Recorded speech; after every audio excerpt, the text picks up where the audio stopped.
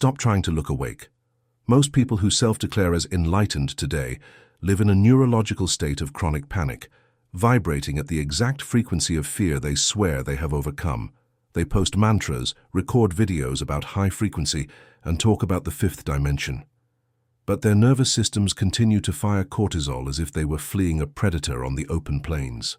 In the next few minutes, I'm going to show you the biological error that causes 90% of spiritual seekers to remain trapped in the same neurochemical loop for decades, and how Julian Vance, one of the first engineers to study human consciousness as a vibrational phenomenon, described what actually happens to those who have crossed the border. Spoiler: there is no glow, no visible aura, no performance. It is the exact opposite of what they are selling you. If you feel a tightness in your chest during this video, pay attention. That tightness is your body recognizing a truth that your mind is still denying. The first lie that needs to fall is this Hollywood image of awakening. You have been conditioned to believe that crossing into a higher level of consciousness is a dramatic event, with tears, visions, cosmic downloads, visible physical transformation, career changes, trips to Sedona, or abandoning the traditional family. That sells books, sells retreats, and sells courses. But it does not correspond to the neurobiological reality of the phenomenon. Vance spent decades measuring the oscillations of the human body during deep meditative states, and realized something that most spiritual teachers ignore to this day. Genuine awakening does not increase the amplitude of your field. It increases the coherence. And coherence from a biological point of view is silent. A coherent heart does not beat harder, it beats more rhythmically. A coherent brain does not produce more thoughts, it produces fewer. A coherent consciousness does not emit more signal. It emits the same signal in a stable way. That is why that neighbor you think is simple, who tends to her garden, who greets the doorman by name and who never posts anything spiritual, might be operating in a much higher vibrational range than the influencer screaming high vibes to 2 million followers. The difference between the two is not aesthetic, it is electromagnetic. One of them is a stable antenna. The other is a radio with interference trying to convince the world it is tuned in. To understand why this happens, you need to stop thinking of consciousness as content and start thinking of consciousness as frequency. This is where Vance was decades ahead of his time. He described the human body as a complex biological oscillator sustained by rhythmic micro-movements ranging from the heartbeat to the almost imperceptible vibration of cellular membranes.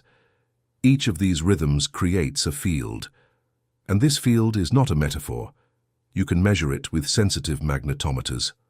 The human heart generates an electromagnetic field detectable yards away from the body. And here is the game-changing part. This field carries information, and this information interacts with the fields of other people even before a single word is exchanged. When you walk into a room, your nervous system has already read the room in less than a second.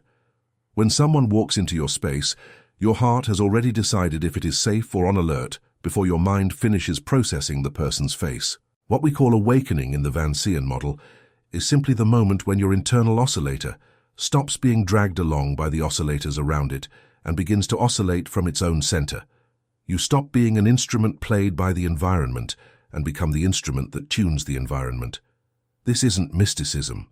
It is the physics of coupled systems. Two nearby pendulums eventually synchronize. The most important spiritual question of your life is, who is pulling whose rhythm in your home, at your job, in your relationship? And it was exactly with this question in mind that I prepared the prosperity magnet for you. Because most of your requests don't fail for lack of faith. They fail because your body is being dragged by the frequency of scarcity from the environment, from your family, and from the financial history accumulated in your nervous system since childhood. You ask for abundance in the morning, and your jaw locks with tension in the afternoon, vibrating exactly the opposite. The prosperity magnet is a 28-day protocol designed to reprogram your internal field and make your body stop sending mixed signals to the field. You move out of the identity of someone chasing money and begin to embody the frequency of someone money looks for. It's not positive affirmation, it's deep neurological reconditioning. The access link is in the first pinned comment below this video. Go there now, before continuing, and comment the word coherence if you understand that your financial reality is responding to your state, not your words. Returning to the central point. There is a specific category of people within this vibrational model that deserves attention because they are statistically rare and functionally decisive for the human system. Vance referred to these individuals indirectly when he described stable resonators within a collective field. Other authors call these people volunteer souls. The name doesn't matter. The function matters. We are talking about human beings who seem to have come to this plane with a single energetic mission: to hold a specific frequency while the rest of the collective oscillates violently. They are not teachers. They are not gurus. They generally don't have followers. Many of them work in absolutely ordinary professions. They drive buses, work in local cafes, care for the elderly, grow lettuce, or write code in silence. You would never notice them if you didn't know what to look for. But if you pay attention, you will realize that near them your breathing slows down on its own, your shoulders relax without you asking, and your internal urgency vanishes for a few minutes. They don't do anything visible. And that is exactly what they do. Their energetic function is that of a tuning fork. A tuning fork doesn't play music. It just vibrates at the correct frequency and forces any nearby instrument to tune itself. If you take these people out of a community, the community slowly loses coherence. If you place one of these people in a chaotic family, within a few months the family begins to change without understanding why. They don't convert anyone.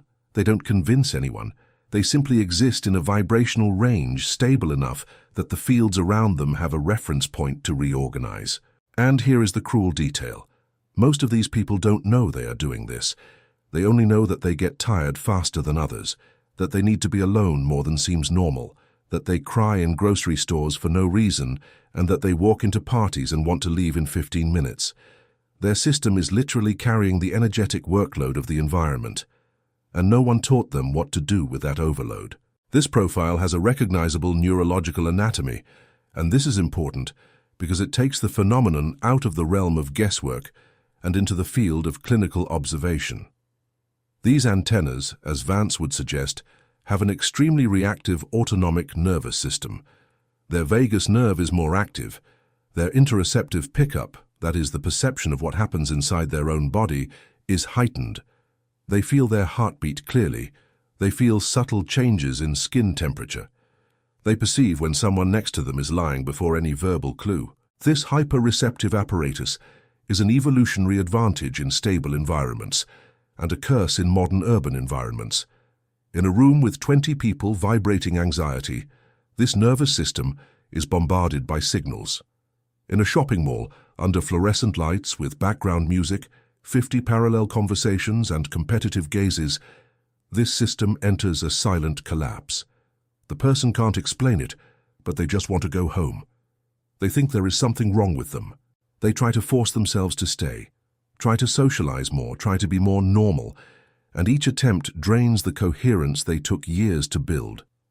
What these people need to learn, and what no one teaches, is that solitude is not an escape. It is technical maintenance. It is the equivalent of turning off sensitive equipment so it can cool down, recalibrate, and return to operating with precision. When you understand this, you stop feeling defective for needing silence. You start treating your silence as you would treat the maintenance of an expensive instrument. Because that is what your body is. Comment "I am an antenna" down below if you recognized yourself in this description just now. And if you feel that this sensory overload is even sabotaging your relationship with money, with scarcity, and with impulsive financial decisions born from nervous exhaustion, the Prosperity Magnet addresses exactly this cycle. Link in the first pinned comment. Quick decision. Continuing. There is a fundamental confusion between being awake and appearing awake, and this confusion is why the modern spiritual industry is saturated with people performing enlightenment while their intimate relationships are destroyed. Real awakening, in the Vancian sense of the word, is not content you add to your personality. It is not a new layer of clothing, vocabulary, diet, or symbols. It is a subtraction. It is what is left of you when you stop generating unnecessary internal noise. It is the state of coherent presence, without an agenda, without the need to demonstrate. The person who has crossed this threshold generally talks less about spirituality, not more. They listen more than they teach. They don't try to convince anyone of anything because they understand on a neurobiological level that words directed at a dysregulated nervous system simply don't get in. Have you ever tried to explain something profound to someone in the middle of a panic attack? It doesn't get in. Neuroscience shows that under intense sympathetic activation, the prefrontal cortex literally reduces activity. The person cannot process abstraction. The awakened know this intuitively. That's why they don't preach. They offer their own stable field as a point of regulation, and the other person's nervous system, upon entering prolonged proximity with that field, begins to reorganize itself. This is what ancient mystics called transmission. Today we understand the mechanism. It is neural co-regulation. Two nearby nervous systems negotiate state. If yours is more stable, the other tends to couple with yours.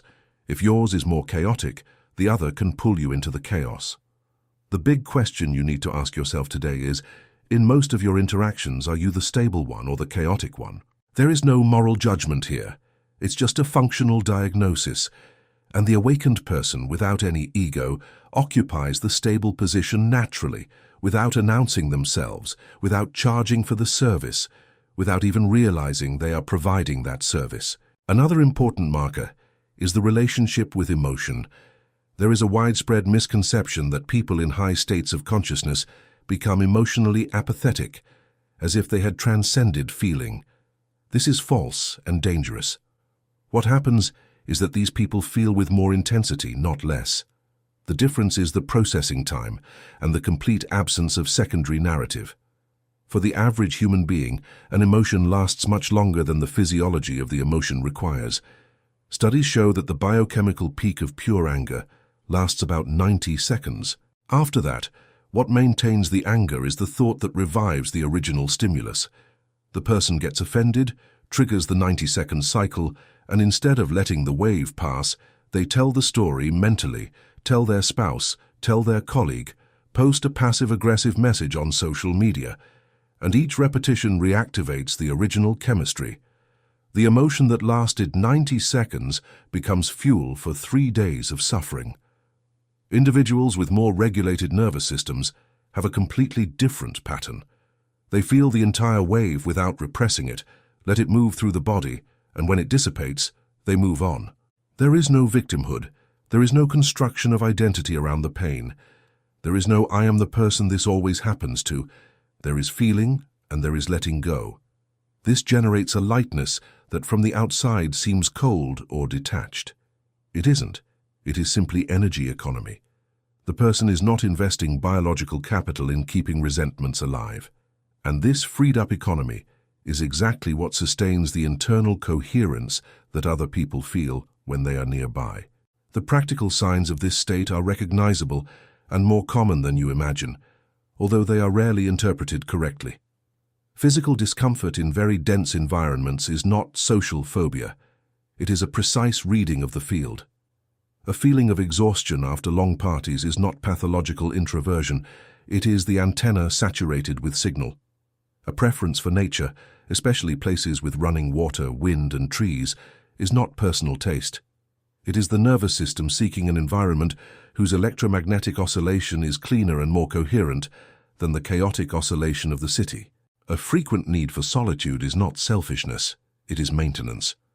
A feeling of knowing what is going to happen before it happens is not luck.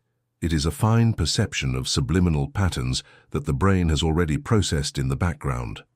And perhaps the most important sign, a certain internal clarity that does not depend on external validation. The person makes decisions and doesn't need anyone to applaud. They choose a path and don't need to explain it to their family. They define a value and no longer negotiate it. It's not stubbornness. It is internal coherence stabilized enough that others' opinions can no longer destabilize the system. When you reach this point, life begins to simplify in an almost shocking way. You stop getting involved in arguments that used to consume you. You stop explaining your choices. You stop seeking approval. You stop reading headlines that throw you off balance. You notice you are sleeping better. You notice you eat with more awareness. You notice your conversations have become shorter and deeper. These isolated signs seem like little. Together they configure a structural change in your way of operating. And here is where you need to decide. You can spend another 5, 10, 20 years trying to organize your life through the outer layer, changing jobs, changing cities, changing partners, changing diets, without ever touching the vibrational root of the problem. Or you can do the internal work now that reorganizes your field at the source and see everything on the outside reorganize as a consequence. The prosperity magnet was built exactly for this decision. It isn't just more content for you to consume. It is a 28-day protocol that recalibrates your nervous system to the frequency of real abundance, spiritual, emotional, and financial, and removes the mixed signals that are keeping you in scarcity for longer than you have the courage to admit. The link is in the first pinned comment. Quick decision. And that is exactly why the last point of this video is the most important and the most ignored. It is not enough to understand the model. You need to stabilize the frequency. And stabilizing is not a heroic practice. It is a humble, repeated, almost boring practice. The people who have crossed this threshold do not perform great rituals. They do small things every day. Several times a day, they drop the energies they picked up from the environment. They stop, breathe, and let go. They accept their own ordinary life without needing to turn it into content. They wash dishes in silence. They walk without headphones. They sit in the sun for 10 minutes without a phone. They look at a plant without photographing it. They eat an entire meal without distraction. These gestures seem ridiculous when you read them written like this, but in biological terms, they are the equivalent of turning your operating system off and on several times a day.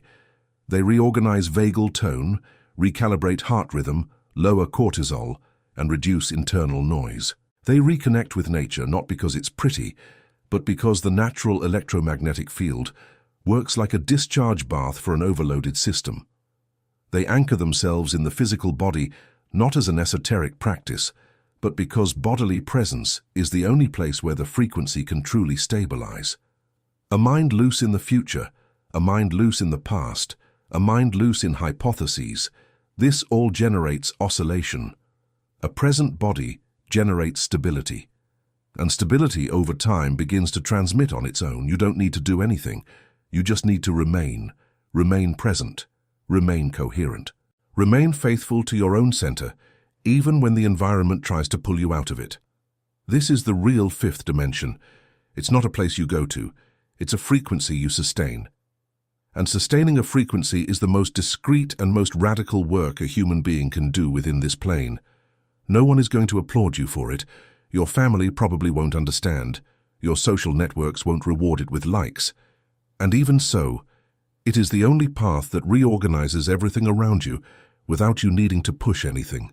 You can close this video now, and tomorrow morning your body will wake up and repeat exactly the same neurochemical pattern as today, as last week, as last year.